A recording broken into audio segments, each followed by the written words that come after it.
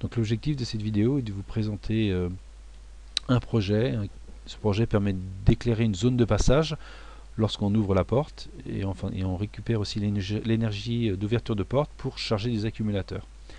Donc sur cette carte on va retrouver quoi? Donc on a les deux accumulateurs ici, là et là, les deux accumulateurs lithium-ion, 3,6 V à vide et 4,2 V une fois chargé. On a une carte 2S ici où est connecté les deux accumulateurs pour charger et surveiller la tension de fonctionnement des accus.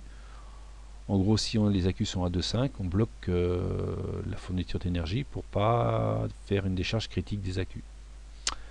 Ici, entre J17 et J18, on a une carte qui est le hacheur abaisseur, pour passer de, grosso modo, au maximum on a 40 volts sur la génératrice, pour passer à 8 volts 4.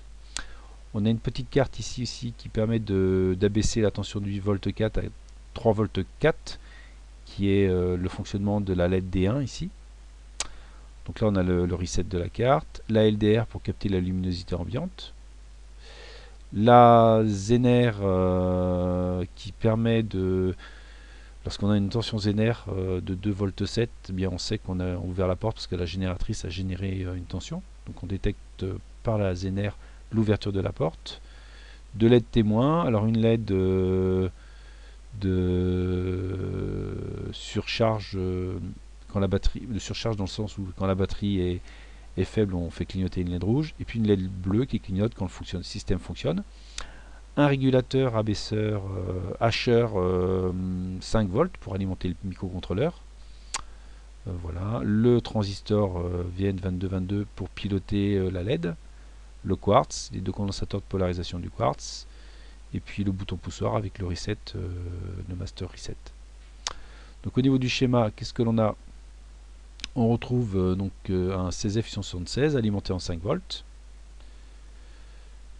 une LED RB1 qui est la LED rouge problème batterie, défaillance batterie, le quartz avec ses deux condensateurs de polarisation qui oscillent à 8 mégas, un reset à la mise sous tension avec un bouton reset si on veut réinitialiser la carte, le connecteur de programmation PIC Kit 2, la LED bleue de fonctionnement.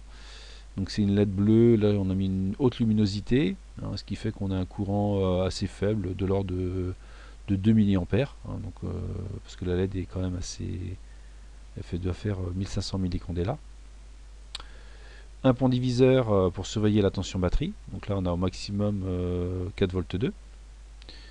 Une LDR donc pour capter la luminosité ambiante, donc LDR, la photorésistance light dependent resistor, est de forte valeur quand il fait nuit. Qu'est-ce que l'on a? Le VN2222 qui pilote la LED de D1. Donc la LED D1 c'est une LED d'1 watt de 110 lumens. Point de fonctionnement 3 volts 4, courant nominal 300 mA. Donc là on a une résistance 0,47 ohms, ça nous permet de surveiller le courant dans la LED pour ne pas dépasser le point de fonctionnement de 300 mA. Voilà, donc on a 300 mA, ça fait à peu près 150 mV en fonctionnement normal au niveau de la LED.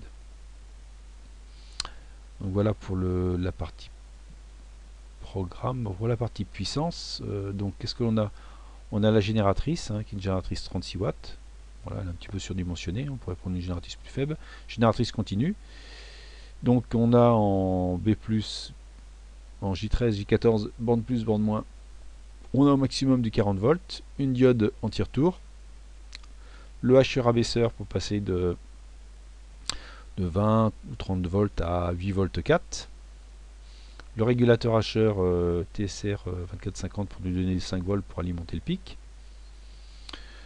un petit module hacheur abaisseur réglable qui nous permet de mettre le point de fonctionnement de la LED de 3 volts 4, un module 2S qui permet de charger les deux accus. Donc on a un accu entre B+ et BM et un autre accu entre BM et B-. L'entrée et sortie de puissance B+, B-, permet de charger et récupérer l'énergie en ces deux points là. La diode Zener connectée à la borne plus, c'est à dire que quand on a une tension par la génératrice, on a du 2,7 volts ici, autrement on a 0 au niveau de la Zener. Voilà, Donc voilà au niveau des schémas. Au niveau du programme, il reste quand même assez simple, hein. Donc on n'a pas fait d'interruption, on a fait un programme tout simple. On l'a fait en deux fois. Alors pourquoi deux boucles? Parce qu'on voit que s'il y a un problème batterie, B1 passe à 0 et B1 passe à 1. Donc ça c'est pour faire clignoter la LED rouge de problème batterie. Autrement les deux programmes sont similaires, hein, deux parties. Donc on capte d'abord la luminosité, la lumière. Donc plus on a de temps, plus la variable lumière est importante, plus il fait nuit. Ça c'est pour capturer le courant dans la LED.